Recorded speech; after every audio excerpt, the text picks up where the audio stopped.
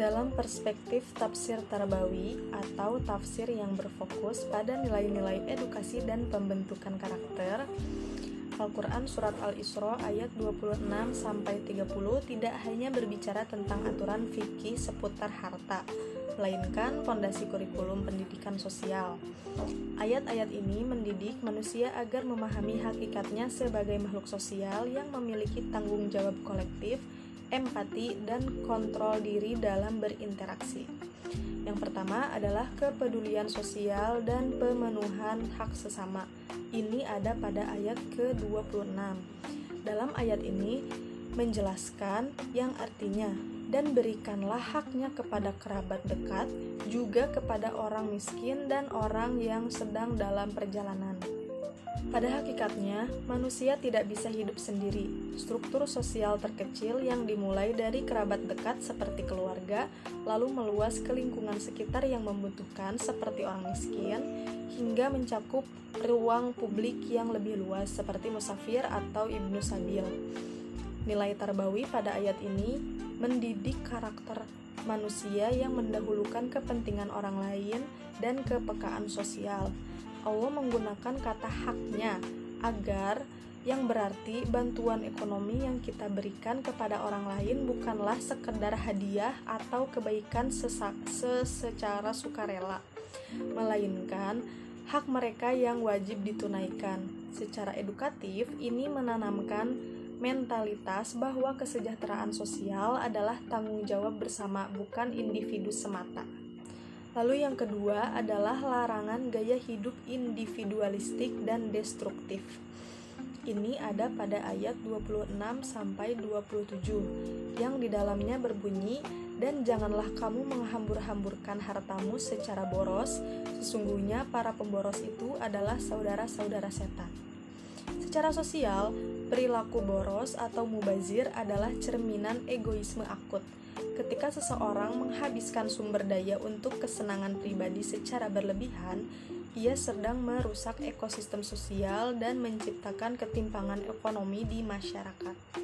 Nilai tarbawi pada ayat ini adalah Al-Quran mendidik manusia untuk menghindari gaya hidup konsumtif.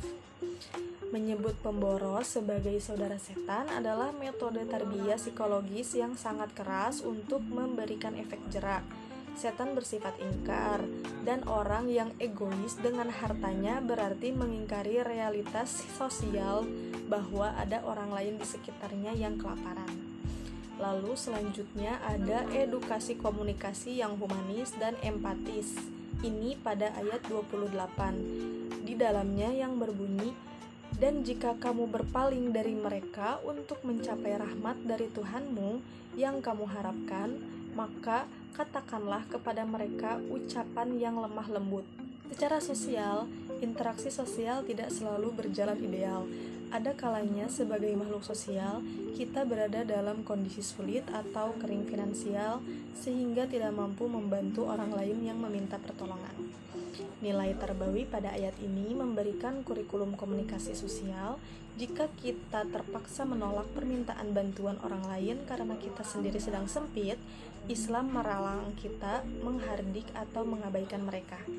Kita dididik untuk menolak dengan tutur kata yang santun, memberikan rasa optimisme, dan menjaga martabat atau perasaan si peminta. Ini adalah edukasi kecerdasan emosional yang luar biasa dalam menjalani harmoni hubungan sosial.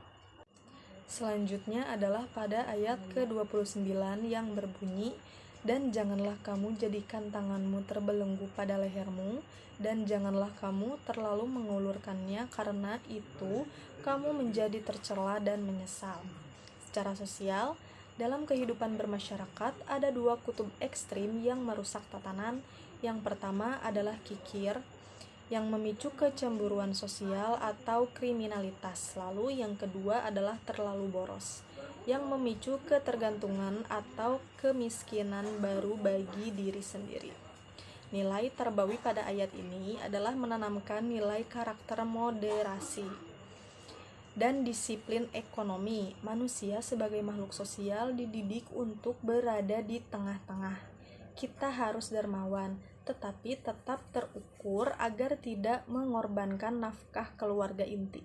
Dan yang terakhir ada pada ayat 30 yang berbunyi, sesungguhnya Tuhanmu melapangkan rizki kepada siapa yang Dia kehendaki dan menyempitkannya.